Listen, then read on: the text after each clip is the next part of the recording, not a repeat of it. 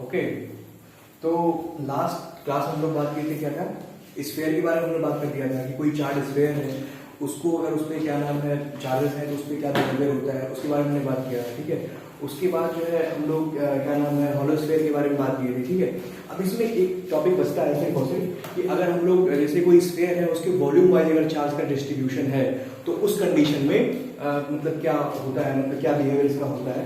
अच्छा, ये चीज आपको वो होगा कि ये जो ऑब्जर्वेशन से ये जो हम लोग ग्राफ प्लॉट कर रहे हैं ये आ कहाँ से रहा है, ये आ रहा है जो हमने पिछला जो फॉर्मूला हम लोग कूलॉम्स लॉ से कंटिन्यूअस चार्ज का जो फॉर्मूला आया था हमारे पास, ये उसी फॉर्मूले को अप्लाई करने के बाद ये रिजल्ट्स आ रहे हैं। ठीक है, वो उस रिजल्ट को हम लोग डायरेक्ट यहाँ पे प्लॉट कर रहे हैं। ठीक है, ये चीज है। अब अगर हम लोग बात करें जैसे कोई कंटिन्यूअस चार्ज बात कर रहे हैं, जैसे ये कोई स्फीयर है, वॉल्यूमेट्रिक वॉल्यूम वाइज में जो हम लोग चार्ज डिस्ट्रीब्यूशन इसका हो रहा है, ये मान लीजिए चार्ज इसमें डिस्ट्रीब्यूट हुआ। ठीक है,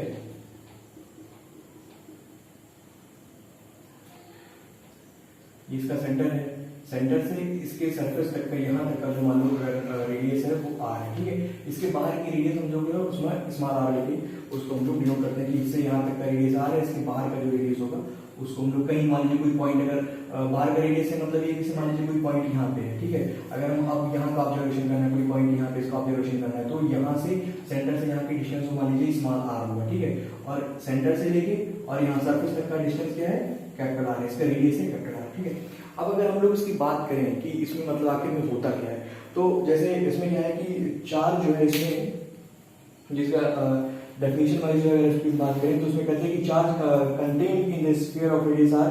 कहने का मतलब अगर हम लोग बात करें कि इसमें जो अगर फॉर्मूला हमने कहा है कि जो फॉर्मूला इसका जो फॉर्मूला वगैरह आता है वो क्या है, जो हम लोग कूलॉम्स लॉ की बात की है वहां से आएगा। ठीक है, तो जो यहाँ से इसमें हमें मिल रहा है, यहाँ से हम जो रिजल्ट का देख पा रहे हैं वो क्या हो रहा है कि कुछ ऐसे करके इसका बिहेवियर हो रहा है।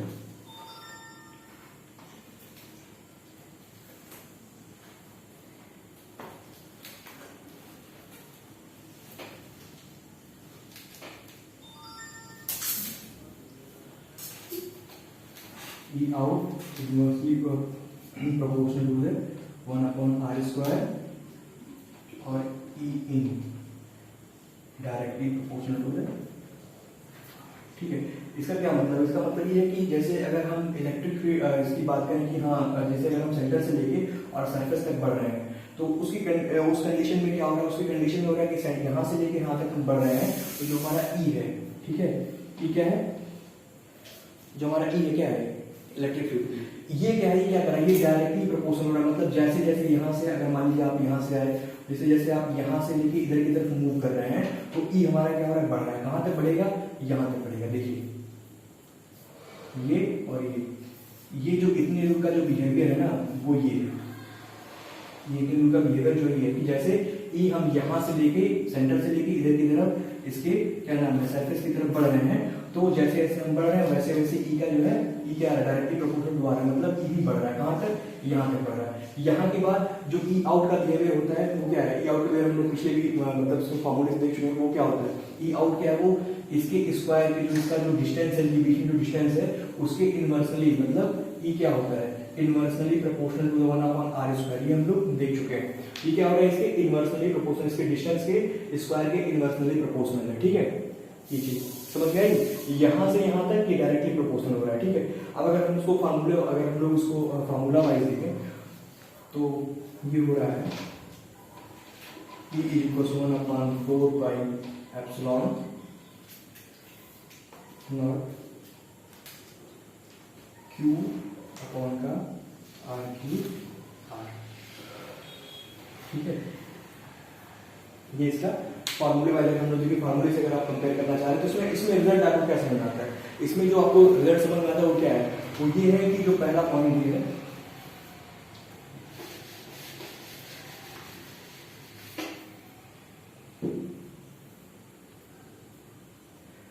ठीक है, इसमें क्या करना होगा कि ई जो मिनिमम कहां पे होगा,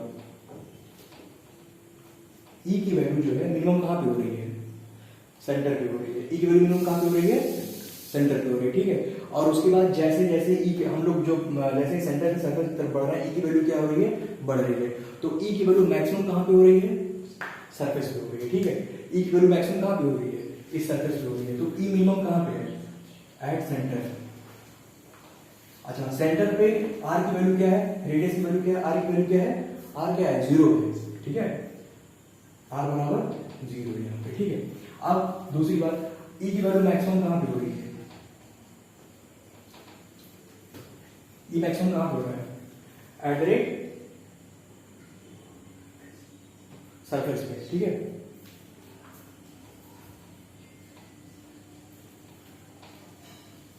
सरफेस पे ई की वैल्यू है मैक्सिमम हो रही है। इसके बाद इसका दिखाना क्या हो रहा है कि ई जो है, ई हमारा जो, अगर मान लीजिए कोई पॉइंट है, वो अभी तक जो हमारा जो एनालिसिस है, मतलब क्या है कि हम जो बात कर रहे हैं वो कोई पॉइंट हम यहाँ से लेके पहले यहाँ पे हमने बढ़ा, फिर यहाँ बढ़े, फिर यहाँ बढ़े, यहाँ बढ़े, यहाँ बढ़े, यहाँ तक धीरे धीरे करते करते हम कहाँ तक पहुंचे, सरफेस तक पहुंचे।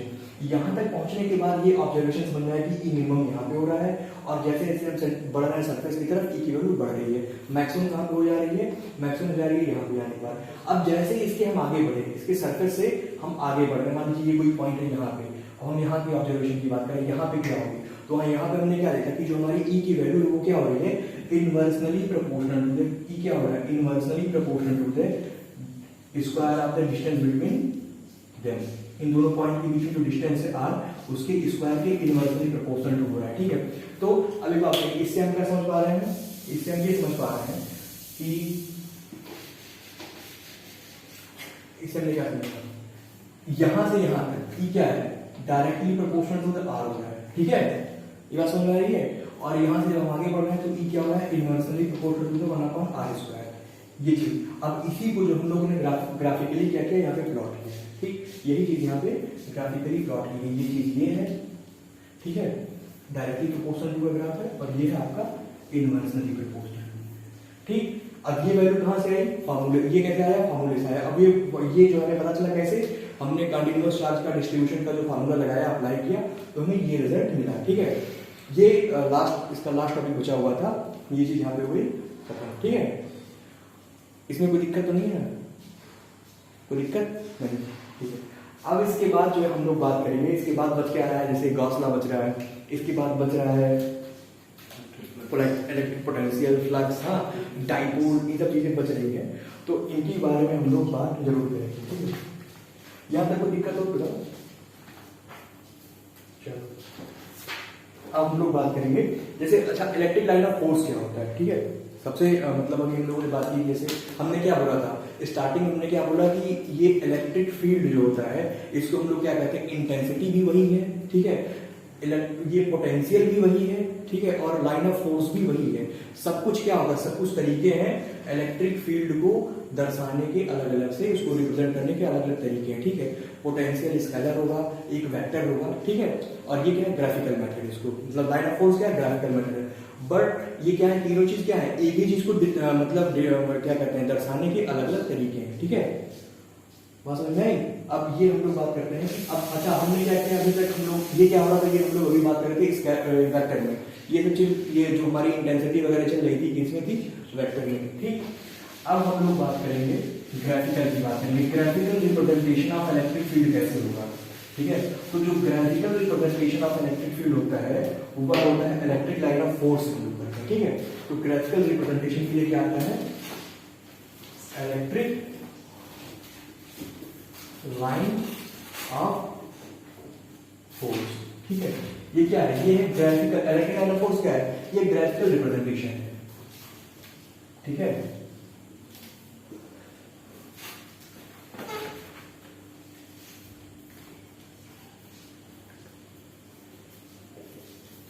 ये क्या है, ये इलेक्ट्रिक फील्ड को रिप्रेजेंट करने का ग्राफिकली रिप्रेजेंट करने का ये तरीका है। अच्छा, अब ये होता क्या है, electric line of force definition wise होता क्या है,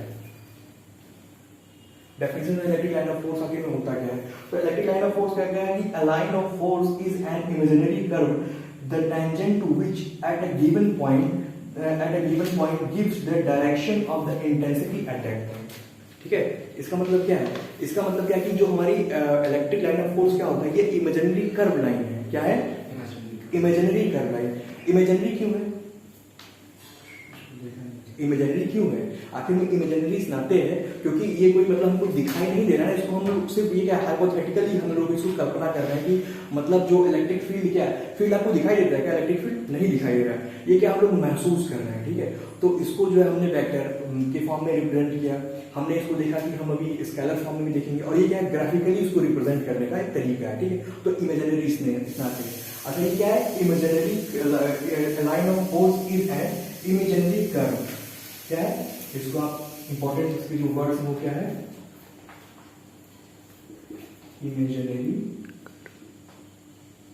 कर्व, ठीक है। ये क्या है? इमेजिनरी कर्व, ये वर्ड। और उसके बाद क्या है कि the tangent to which at a point give the direction of the intensity of that point, ठीक है। उसके बाद क्या है? Imaginary curve tangent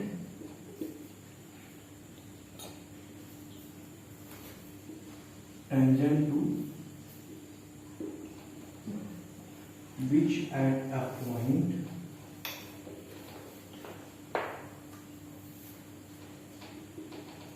gives the direction of intensity at that point।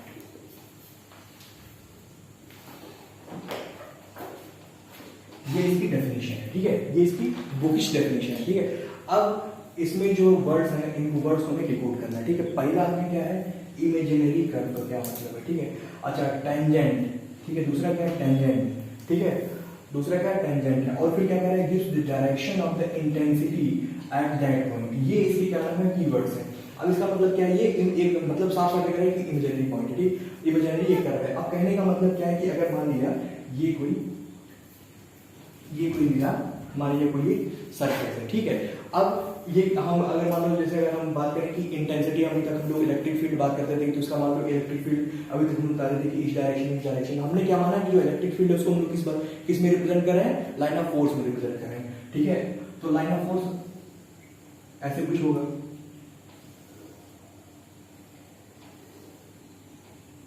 ठीक है। ये क्या है? लाइन ऑफ फोर्स है।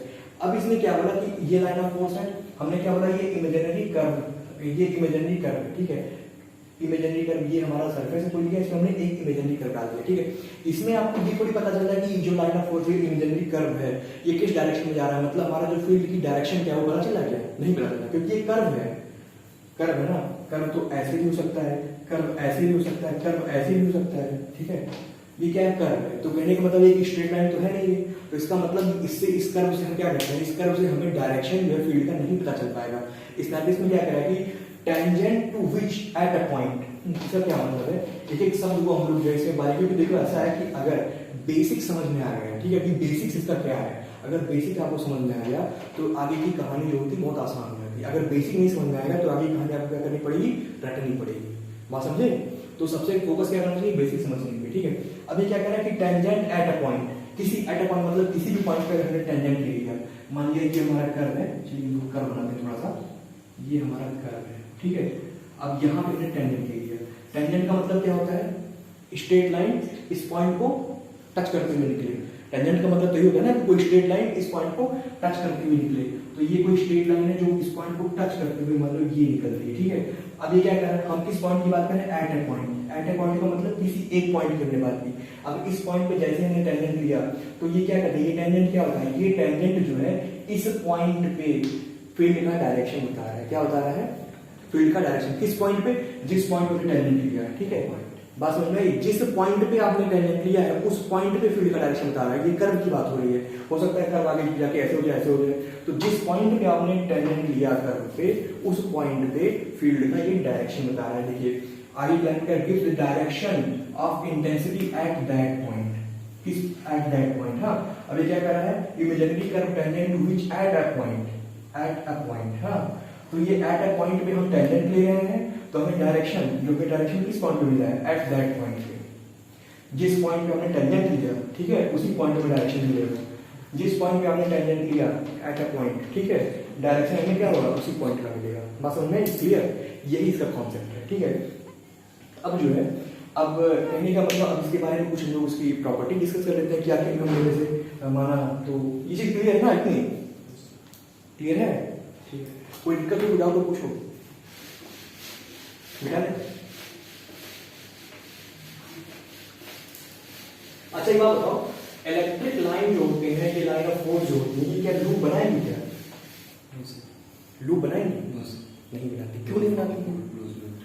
क्लोज लूप बनाएंगे क्या? मैग्नेटिक फील्ड मैग्नेटिक फील्ड तो बनाती है, ये नहीं बनाएंगे। क्यों नहीं बनाएंगे? ये पॉजिटिव से निकलती है, नेगेटिव से टर्मिनेट हो जाती है। ठीक है, अब देखो, अब हम लोग क्या करते हैं कि ये क्या होता है कि हम लोग ऐसा यूजुअली क्या करते हैं कि जो हमारे इलेक्ट्रिक लाइन ऑफ फोर्स होती है वो इमर्ज कहाँ से होती है? पॉजिटिव से क्या करती है? पॉजिटिव चार्ज से क्या करती है? ये कोई पॉजिटिव चार्ज है, यहाँ से इमर्ज होती है। ठीक है, यहाँ पे पॉजिटिव चार्ज से इमर्ज होती है। ठीक है, और ये नेगेटिव चार्ज पे क्या हो जाती है? डाइवर्ज होती है। नेगेटिव चार्ज पे डाइवर्ज होती है। बात समझ में आई? नेगेटिव पॉजिटिव से निकलेगा और नेगेटिव पे ये डाइवर्ज जाएगा। ठीक है, अच्छा दूसरी बात ये इसकी बात हो गई। और ये अब इसकी मतलब इसकी और एक खासियत होती है कि दो क्या नाम है जो क्या हमारे जो लाइन ऑफ फोर्स होती हैं, सॉरी हाँ जो फोर्स है दो। ठीक है, दो चीज हो गई। अब इसके बाद हम लोग इसके बारे में एक चीज और जानते हैं कि जो इलेक्ट्रिक लाइन ऑफ फोर्स होती है ना, दो इलेक्ट्रिक लाइन ऑफ फोर्स एक दूसरे को काटती नहीं, कैन नेवर इंटरसेक्ट। ठीक है, तो ये भी अगर आप चाहें तो उसको लिख सकते हैं कि लाइन ऑफ फोर्स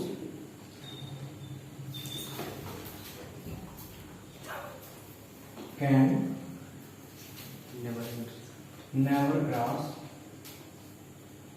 क्रॉस, ये क्रॉस इसको मतलब क्रॉस है। ठीक है, क्रॉस लिख लेंगे, क्रॉस ईच।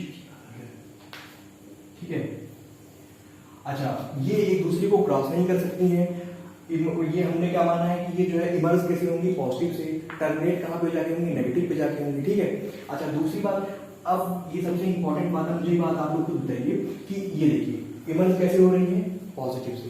टर्मिनेट कहाँ पे हो रही है? नेगेटिव पे। तो ये बात है, क्या ये पॉसिबल है कि एक कोई लाइन ऑफ फोर्स जो है वो पॉजिटिव चार्ज से इमर्ज हो और पॉजिटिव पे ही टर्मिनेट हो? ऐसा होगा? नहीं होगा, क्योंकि ये इमर्ज कहाँ से हो रही है? पॉजिटिव से, और इनको टर्मिनेट होने के लिए क्या चाहिए? नेगेटिव चाहिए। ठीक है, तो कहने का मतलब ये है कि ये पॉजिटिव से इमर्ज होंगी, नेगेटिव पे टर्मिनेट होंगी।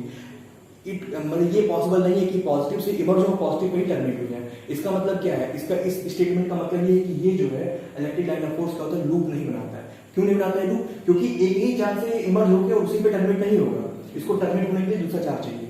ठीक है, मतलब समझ में आई बात ना, कि यहाँ से इमर्ज होगा, यहाँ पे टर्मिनेट होगा। ठीक है, और सेम से इमर्ज होकर सेम पे टर्मिनेट नहीं होगा। ठीक है, तो ये क्या होगा? इट कैन नेवर फॉर्म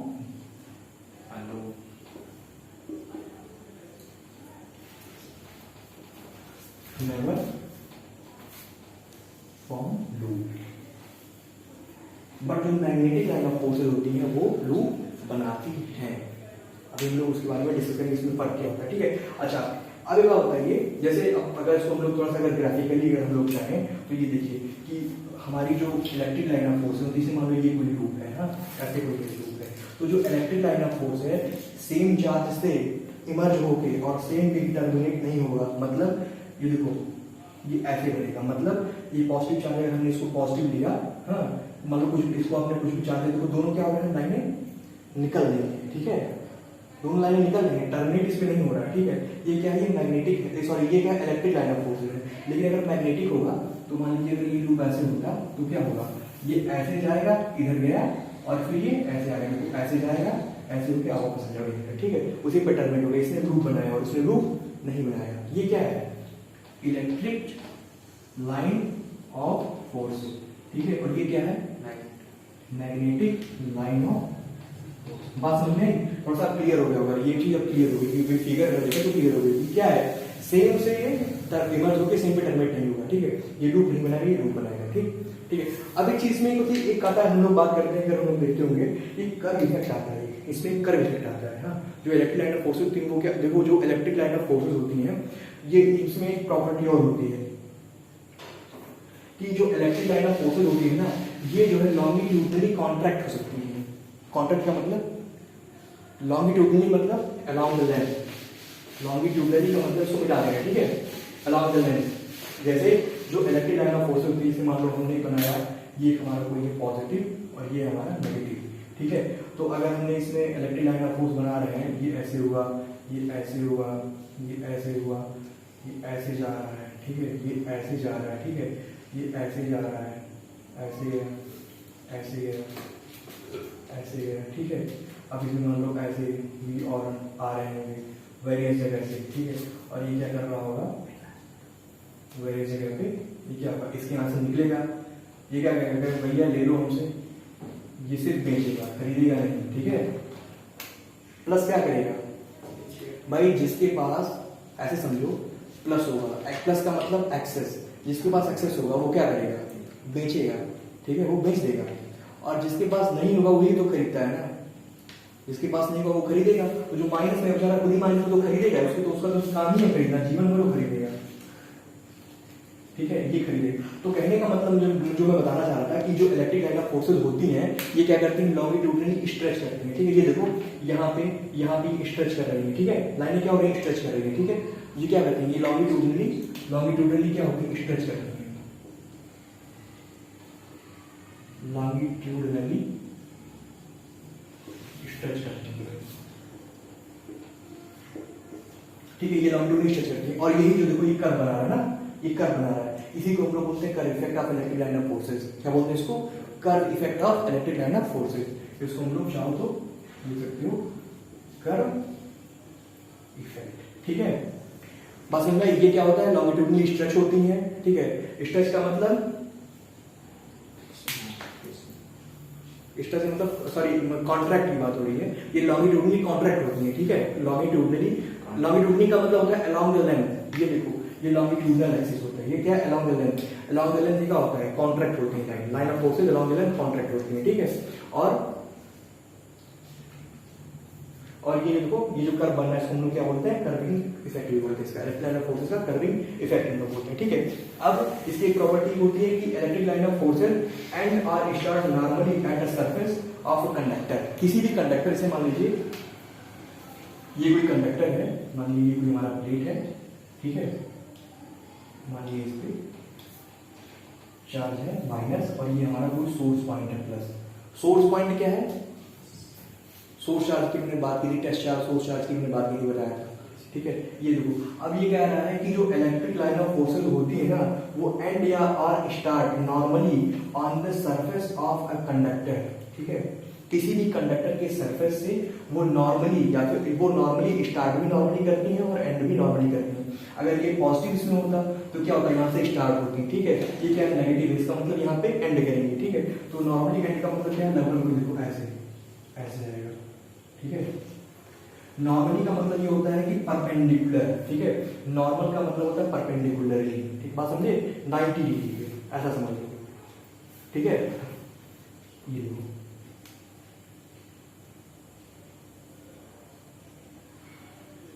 ठीक, यहां से ये आ रही है और इस पे टर्मिनेट हो रही है। अब देखो ये क्या है, हमारा कोई प्लेट है, हाँ, इस प्लेट पे हमारा क्या हो रहा है, क्या इसके परपेंडिकुलर इसके नॉर्मली क्या हो रहा है, ये टर्मिनेट हो रहा है, ठीक है। तो नॉर्मली ऑन द सरफेस, किसी भी कंडक्टर के सरफेस पे, on surface of conductor it start our and normally, ठीक है। ये तो सारी चीजें जो इसके बेसिक्स के बारे में लोग बात कर रहे हैं ना, इसके जो बेसिक्स अभी जान रहे हैं, जब आप कॉन्सेप्ट लिखेंगे, जब जो क्वेश्चन है उसका हम लोग सॉल्व करेंगे ना, तो इसके एक एक बेसिक्स उसमें जो है हेल्प करेंगे आपको, ठीक है। और ये बेसिक्स जो आपके न्यूमेरिकल सॉल्व करने में भी हेल्पफुल होंगे, और इसके क्या नाम है, जब हम लोग क्वेश्चंस के सॉल्व करेंगे तो उसमें ये बेसिक्स जो है उसमें आपको मतलब काफी हेल्प करेंगे उसको सॉल्व करेंगे, ठीक है। तो ये चीजें इसका हो गया। अब अगर हम लोग इसकी बात करें, अब देखिए जैसे हम लोग बात करते हैं कि कोई मेटल प्लेट है, जैसे अगर कोई मेटल प्लेट है उसको हम लोग चार्ज करते हैं तो कर्विंग इफेक्ट देखिए यहाँ पे करते हैं कि ये कोई देखिए 2 मेटल प्लेट है, हाँ, अब ये चार्ज मेटल प्लेट है, इसमें मान लीजिए प्लस चार्ज है, ठीक है, इस पे माइनस चार्ज है, ठीक है। अब इसमें जो फील्ड क्या होगा, प्लस से माइनस की तरफ जाएगा, ठीक है।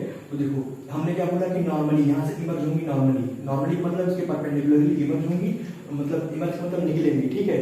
और यहाँ पे परपेंडिकुलरली इस पे पहुंचेंगी, ठीक, देखो, ठीक है। लेकिन यहाँ पे देखो, यहाँ पे क्या हो रहा है, ये ऐसे जा रहे हैं लाइन ऑफ फोर्सेस, ठीक है। तो इसे हम लोग बोलते हैं क्या है, कर्व इफेक्ट, ठीक है। ये क्या है, ये कर्व इफेक्ट है। ये क्यों ऐसे हो रहा है, यहाँ पे ऐसे क्यों जा रही है, कर्व इफेक्ट नजर जा रही है, ठीक है। यहाँ पे क्या है, परपेंडिकुलर नॉर्मली जो है यहाँ से निकल रही है, नॉर्मली इस पे टर्मिनेट हो रही है, ठीक है। बात समझ गई। अब इसके बाद जैसे अब मतलब ये तो बात होगी, अब अगर थोड़ा सा ये लगभग चीजें क्लियर है यहाँ पे, ठीक है, क्लियर है, ठीक है। अब इसकी अगर हम लोग बात करें कि अगर यूनिफॉर्मली डिस्ट्रीब्यूटेड देखनी, अगर हम लोग इसे हमने मैग्नीट्यूड के बारे में बात की, ठीक है। तो अब देखो अगर कोई line, electric line of forces ऐसे बनी है, ऐसे, ये गैप कम हो गया, ठीक है, यहाँ पे ऐसे हुआ, ऐसे हुआ, इसका क्या मतलब है, इसका क्या मतलब है, इसका क्या मतलब है, इसका क्या मतलब है, इसका मतलब ये है, देखिए डायरेक्शन क्या है सबका, इसका देखिए सबका डायरेक्शन क्या है, यही है, ठीक है। डायरेक्शन तो एक ही है, सबका डायरेक्शन सेम है, लेकिन मैग्नीट्यूड ये इलेक्ट्रिक लाइन ऑफ फोर्सेस क्या बताती है, ये क्या करती है, इंटेंसिटी या फील्ड की बात करती है, ठीक है। तो क्या बताइए, यहाँ पे डेंसिटी, यहाँ पे डेंस ज्यादा है, मतलब जितना इंटेंसिटी फील्ड की होगी उतना ही जो है लाइन ऑफ फोर्सेस होंगे। तो यहाँ पे डेंसिटी क्या है, देखो ज्यादा है, यहाँ पे डेंसिटी कम है। इसका मतलब क्या है कि मैग्नीट्यूड जो है यहाँ पे, जो हमारी जो भी हम लाइन ऑफ फोर्स, जो भी हम लोग इलेक्ट्रिक फील्ड यहाँ पे दर्शा रहे हैं, इस कंडीशन में जो मैग्नीट्यूड है वो क्या है, वो यूनिफॉर्म नहीं है। मैग्नीट्यूड क्या है, मैग्नीट्यूड क्या है, वो यूनिफॉर्म नहीं है, मतलब मैग्नीट्यूड कांस्टेंट मैग्नीट्यूड नहीं है, क्या है, magnitude not constant, magnitude not constant. अब आप लोग बताइए मुझे, एक कंडीशन अगर हमने लिया, इसमें मैग्नीट्यूड डायरेक्शन कोई सी डायरेक्शन आ रहा था, अगर मैं बात करूं,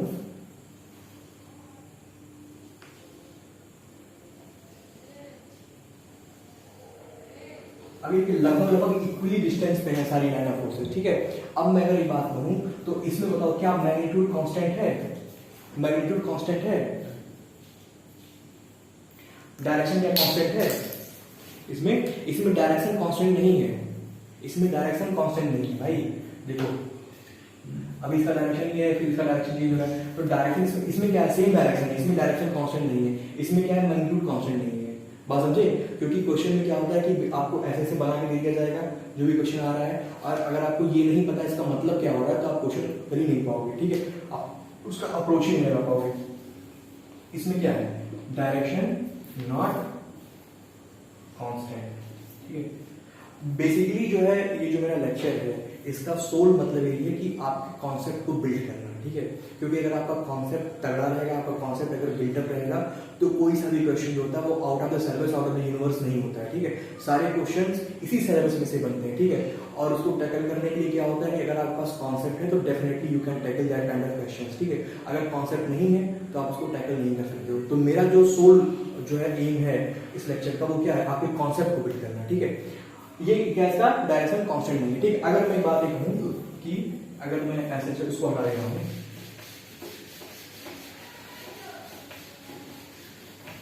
अच्छा अगर मैं ऐसे एक लाइन ऐसी गई, एक लाइन ऐसी गई, एक लाइन ऐसी गई, एक लाइन ऐसी गई, ठीक है। इस कंडीशन में क्या है, मैग्नीट्यूड क्या, देखो मैग्नीट्यूड सेम होने का क्या मतलब है, इक्वली स्पेस्ड है, नहीं है। तो इसमें मैग्नीट्यूड सेम है, नहीं है। डायरेक्शन सेम है, नहीं है। तो इस कंडीशन में क्या है, ना ही तो मैग्नीट्यूड सेम है और ना ही डायरेक्शन सेम है। बात समझे। अगर मैं ऐसे कर दूं,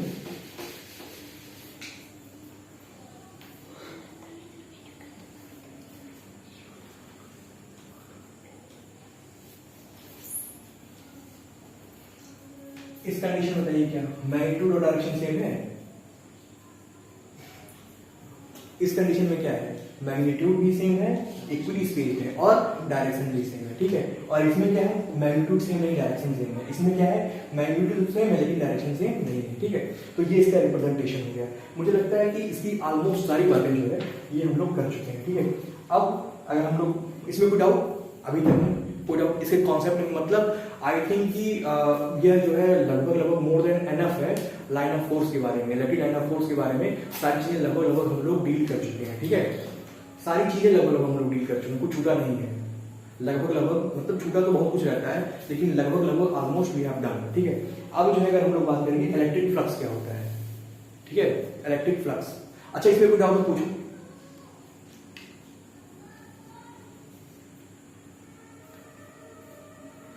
हम लोग क्या बात करेंगे, इलेक्ट्रिक फ्लक्स। ठीक है,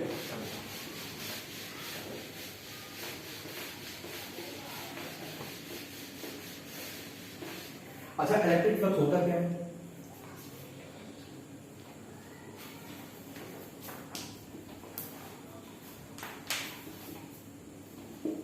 इलेक्ट्रिक फ्लक्स क्या होता है बताओ बताओ बोलो। Number of given surface. ठीक है, तो कहने का मतलब इसको अगर हम लोग डेफिनेशन अगर करेंगे तो डेफिनेशन क्या, total line of force passing through a given surface area. किसी भी मतलब गिवन सरफेस एरिया का मतलब क्या है, अब देखो फिर लैंग्वेज की बात, लैंग्वेज जो लिखा हुआ है इसकी बात करते हैं ना। पहले लैंग्वेज लिखते हैं, total line of force passing through given surface area.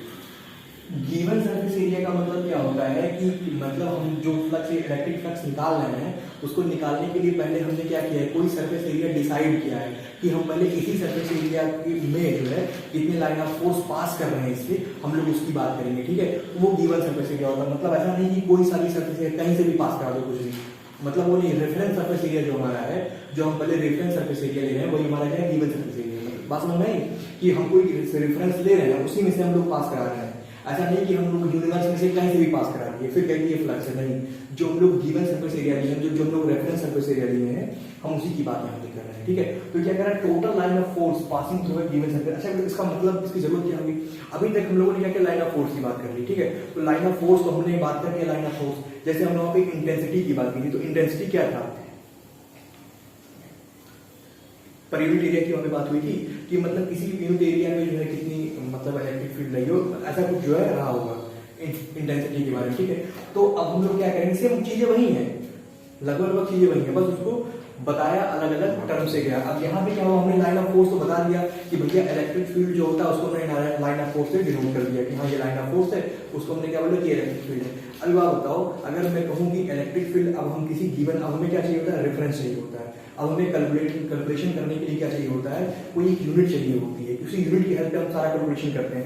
तो हम यूनिट क्या करते हैं कि एक हमने क्या लिया कि कोई पर्टिकुलर एक गिवन एरिया लिया, मतलब एक यूनिट एरिया लिया, एक मतलब एक यूनिट एरिया हमने कुछ भी लिया। अब उस यूनिट एरिया से, उस गिवन एरिया में से हमने टोटल लाइन ऑफ फ्लक्स क्या किया, टोटल लाइन ऑफ फ्लक्स जो है जितना भी पास हो रहा है उसको हमने क्या नाम दिया, इलेक्ट्रिक फ्लक्स। उसको हमने क्या नाम दिया, इलेक्ट्रिक फ्लक्स नाम दिया। ठीक है, अब इसको जो है अगर हम लोग मैथमेटिकली जो है, अगर हम लोग उसको कहें कि हाँ मतलब मैथमेटिकली टर्म में हम उसको डिफाइन करें तो क्या होता है, ये scalar product of area and field. ये क्या होता है, ये क्या है, scalar product of area and field. ये फील्ड का क्या है, ये एरिया और फील्ड का स्केलर प्रोडक्ट है। ठीक है, तो इसको हम लोग अगर मैथमेटिकली हम लोग लिखना चाहें तो कैसे लिख सकते हैं हम लोग, E into ds is equals E ds cos theta. ये जो चीजें लिखी गई है ना, यही हम मतलब total line of force passing through given surface area. किसी गिवन सरफेस एरिया में से कितना लाइन ऑफ फोर्स हम पास करा रहे हैं, और उसको हम लोग मतलब हमने क्या लिया, scalar product of area and force. तो एक बार बताओ, स्केलर प्रोडक्ट का मतलब डॉट प्रोडक्ट होता है, क्रॉस प्रोडक्ट होता है। स्केलर प्रोडक्ट क्या होता है, डॉट प्रोडक्ट या क्रॉस प्रोडक्ट। अच्छा, वेक्टर, अगर ये वेक्टर प्रोडक्ट, ठीक है, तो ये क्या है, हम लोग डॉट प्रोडक्ट निकालते हैं। अच्छा, डीएस क्या है, डीएस हमारा क्या है, एलिमेंटल एरिया। डीएस का मतलब क्या है कि हमने एक बड़ा सा एरिया, हमने एक्सपेरिमेंट करने के लिए छोटा सा कोई एरिया ले लिया, एलिमेंटल एरिया ले लिया जिसमें हम लोग एक्सपेरिमेंट करें। तो ई हमारा क्या है, फील्ड। ठीक है, ई क्या है हमारा, फील्ड, और ये क्या है हमारा एलिमेंटल एरिया। ठीक है, अब इन दोनों को जो हमने इनका डॉट प्रोडक्ट लिया तो क्या आता है, ई डीएस कॉस थीटा, ये फार्मूला बन के आता है ना। अब ये क्या है कि हमारा फॉर्म मतलब इसको हम लोगों ने मैथमेटिकली रिप्रेजेंट किया। अब अगर हम इसको लैंग्वेज में क्या इसका मतलब है, इसका लैंग्वेज में मतलब है total line of force passing through a given surface area, ठीक है। अब इसको चलो अगर हम लोग फिगर के माध्यम से समझते हैं, ये चीज होगा इंटा है।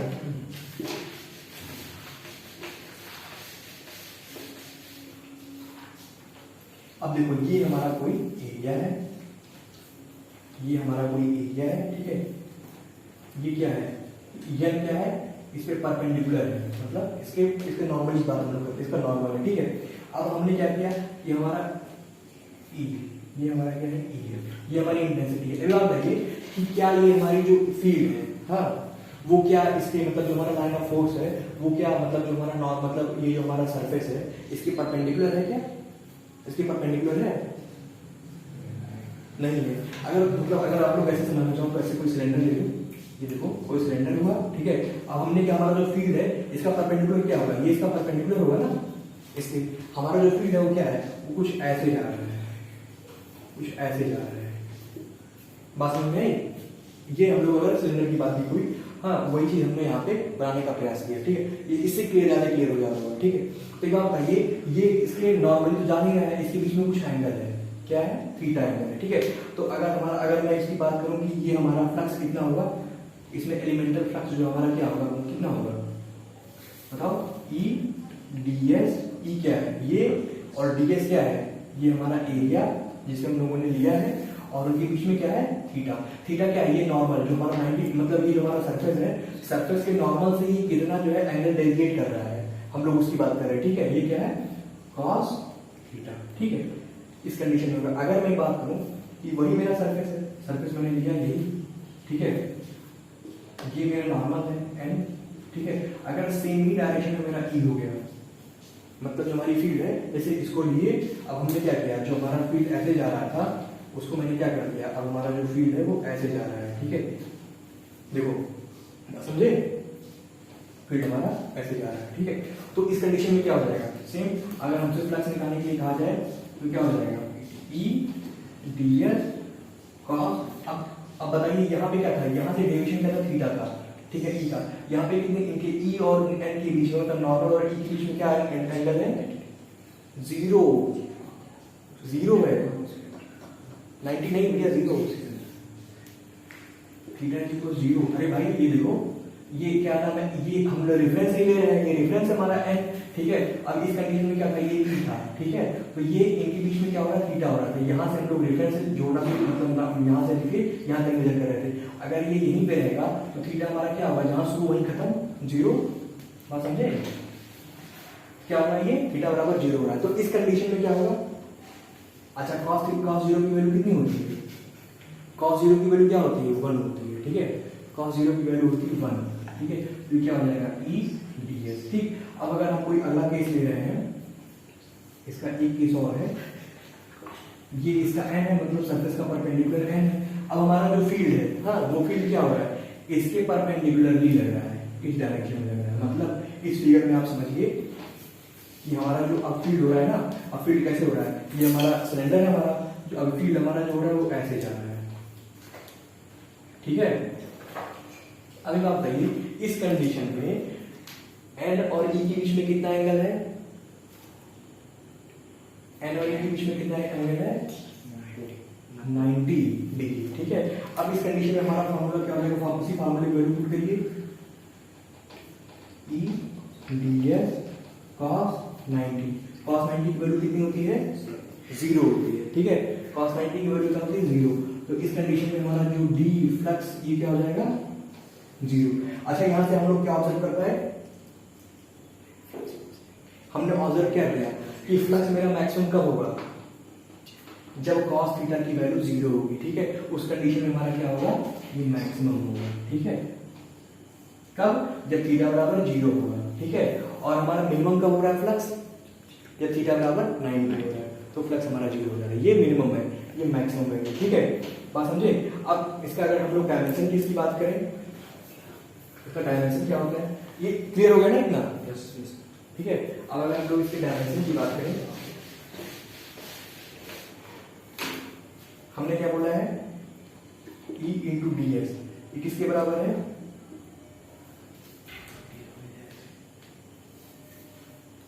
ठीक है, ये होता है mLT−2 divided by ATL square. इसको अगर हम लोग सॉल्व करेंगे तो क्या हो जाएगा, mL3T A, ठीक है, यही क्वेश्चन आ रहा है ना। Yes sir. LT T, ठीक है ठीक। अब ये बताओ इसका क्या मतलब, ये कैसे आया, ये हम लोग कैसे निकाले हैं, ये हम लोग निकाले कैसे, हम लोग कैसे निकाले हैं, क्विक रिकॉल करिए। इसमें हमने क्या बोला है, इसमें हमने फ्लक्स के लिए क्या बोला था, फ्लक्स जो क्या होता है, ये क्या है, फ्लक्स क्या होता है कि number of feet passing through given area. अभी आप बताइए ई को हम लोग, अब इसमें देखो इसी को जो है इसमें तोड़ा गया है, देखो कैसे तोड़ा गया है, इंटेंसिटी को हम लोग कैसे लिख सकते हैं, इंटेंसिटी को हम लोग लिखते हैं ना, ई बराबर क्या होता है, एफ बाई क्यू होता है, ई बराबर एफ बाई क्यू होता है, इंटेंसिटी बराबर force per unit charge, F by Q होता है, ई बराबर एफ बाई क्यू हो गया, ठीक है। हमने ई को लिख दिया एफ बाई क्यू, डीएस हमारा एज इट इज डीएस है। एक बात बताओ, फोर्स को हम लोग किस में रिप्रेजेंट करते हैं, फोर्स की यूनिट ये क्या होता है, फोर्स का mLT/2, फोर्स का क्या होता है mLT/2, और क्यू क्या है, चार्ज, चार्ज का क्या होता है AT, ठीक है। अब ये डीएस क्या होता है, ये डीएस क्या है, ये एरिया होता है, ठीक है। एरिया किसका, एरिया क्या होता है, लेंथ इनटू लेंथ। अरे भाई एरिया बराबर क्या होता है, एरिया हम लोग लिखते हैं चाहे मीटर स्क्वायर में, चाहे सेंटीमीटर स्क्वायर में, स्क्वायर ये मीटर या फिर सेंटीमीटर के स्क्वायर में ही आता है, मतलब अगर हम लोग मीटर लें तो क्या आ जाएगा L इंटू एल, सेंटीमीटर लें तो क्या जाएगा, मतलब हम लोग इसमें नापते हैं लेंथ, जो हम मीटर सेंटीमीटर क्या है लेंथ जो है ना, तो L इंटू एल स्क्वायर का मतलब L, मतलब इसका मतलब डीएस क्या है, एलिमेंटल एरिया, ये किसमें होगा, L स्क्वायर में होगा। बात समझे, ये जो चीज है ये वैल्यू है वो क्या हो जाएगी L स्क्वायर। अब इसको जब हमने सॉल्व किया तो ये चीज हमें मिली, ठीक है, mL3T−3 A−, ठीक है, ये हुआ, ये चीजें यहाँ पे हुई। अब जो है it's all about the electric flux, हाँ, एंड लाइन ऑफ फोर्स, ये सब चीजें हम लोग जो है सारी बातें खत्म हो गई। अब जो हमारे पास बचा हुआ वो क्या बचा, गॉस लॉ बचा हुआ है, ठीक है, डाइपोल बचा हुआ, पोटेंशियल बचा हुआ है, मतलब अगला जो हम लोग लेक्चर लेंगे, जिसमें हम लोग अगला जो भी हम लोग क्लास लेंगे उसमें सारी बातें इसमें हम खत्म कर देंगे, मतलब एक क्लास में और ये हमारा पूरा खत्म हो जाएगा, ठीक है। ओके डन, कोई दिक्कत नहीं है ना, कोई डाउट नो ना, ओके फिर थैंक यू।